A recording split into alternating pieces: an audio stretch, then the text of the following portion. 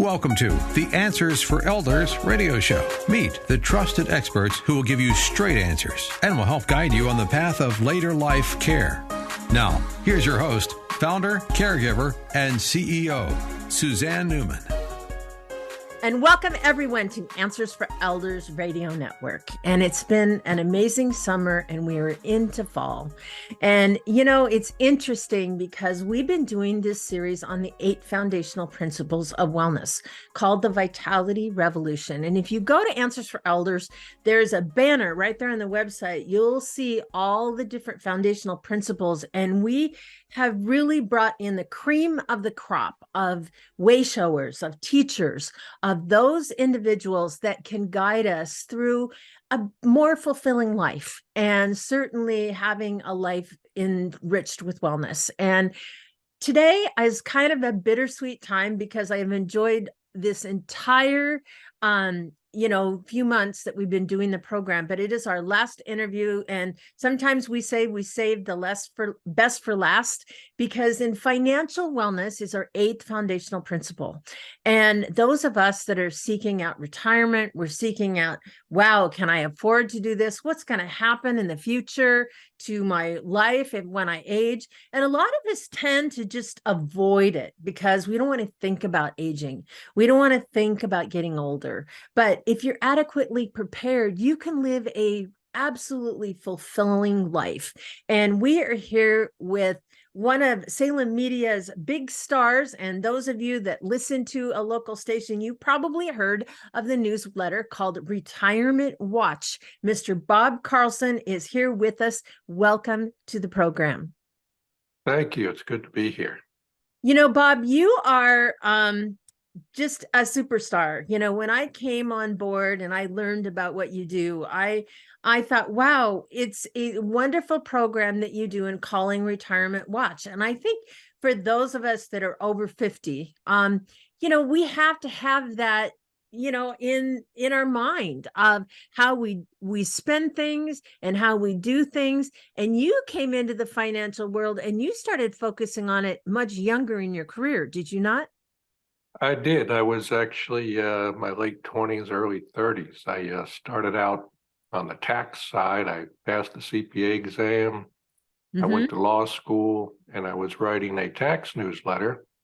And I noticed I was getting a lot of retirement-oriented tax questions, things like, what are the implications when I take money out of my IRA or roll it over to my 401k? And this was a long time ago when there weren't too many people doing these things. There wasn't a lot of information. So I initially wrote a small book I called Retirement Tax Guide and sold it to my subscribers, and it sold pretty well. So I looked around and I thought, there's not anyone offering the total retirement finance picture to anyone. So I started the newsletter Retirement Watch, and I offered it to the book buyers initially, and it did well. So I've just continued doing that. So I continue to present the whole retirement finance picture to people, and I learned it's more interesting to me to do the whole picture rather than just the taxes. And so I've been doing that now for over 30 years, and I was there early, and it was a little struggle early on because the baby boomers were still in their 40s or so, but as they've gotten older, they've gotten more interested in the topic. And so it's just kept going. Yeah. And I think too, it would be nice to think that these kind of financial things would be taught when we go to school. They're not.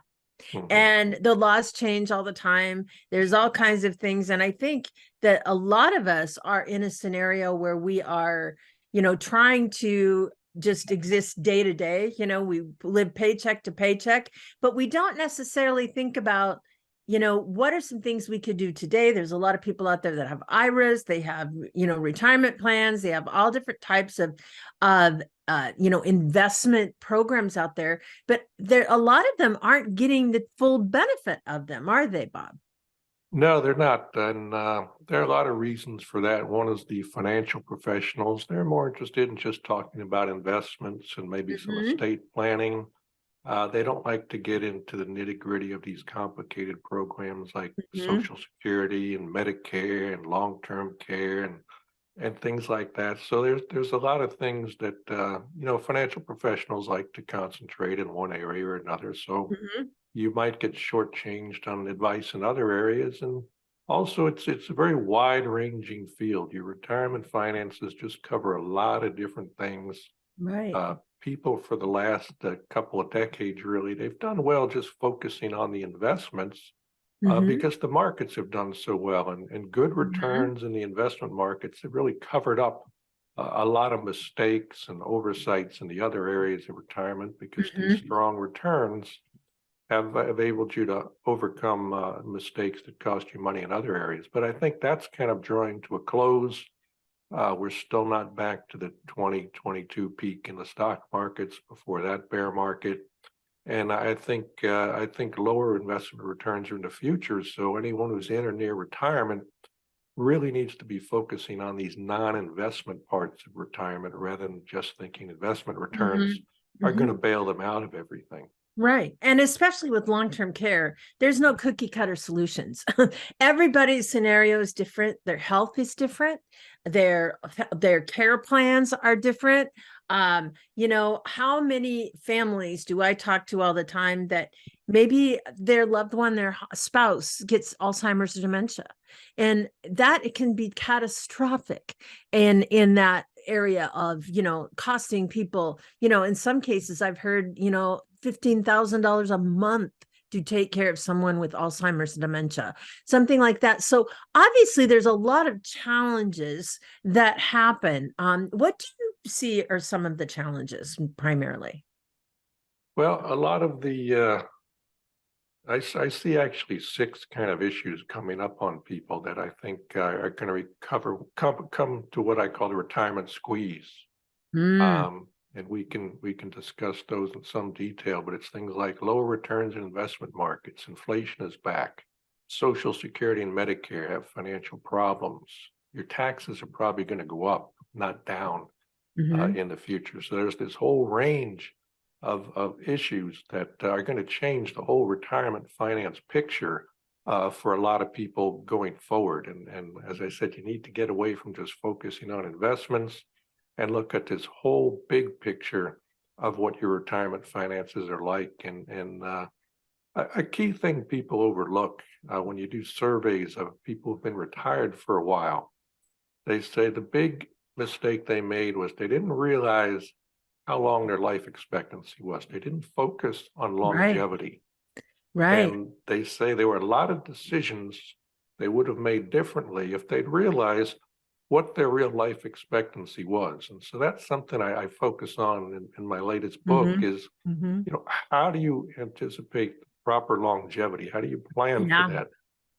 Because a lot of people, when they were young, they were told their generation is going to live to like the mid to late 70s. But as you get older, as you avoid these early in life deaths that occur to a substantial part of your generation, Hmm. your Hmm. life expectancy goes up much higher.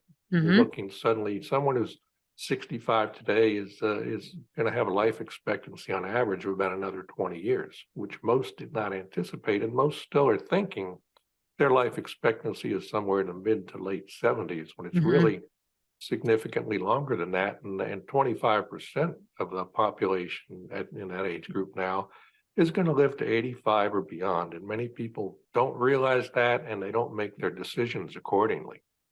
Right, right. And I think of how how many of us we look at, obviously, on the other end, I think there's a lot of things that we do in our lives. I know I'm 67. And it's interesting because I read not too long ago that life expectancy for women in this country is 77 years old. And Mhm. so you think, wow, I can expect to live 10 years. But that's not when we look at that, that's not really what's going on. People are starting to live longer and Mhm. more healthier and making, doing more healthier practices. On the other hand, there's a lot of chronic illnesses that can be maintained And that's a whole other story. I mean, aren't you finding that true? Yeah, life expectancy, the correct term is average life expectancy, which Correct. means half the people your age are going to live less than that, but the other half are going to live beyond that. Correct. So it's just average. So you got to figure, unless you have a significant health problem, that you're going to live beyond that. And everyone, Bob and I, we're going to be right back right after this.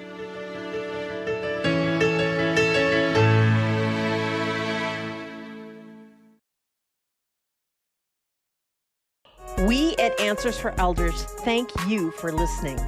Did you know that you can discover hundreds of podcasts in our library on senior care? So visit our website and discover our decision guides that will help you also navigate decision making. Find us at answersforelders.com.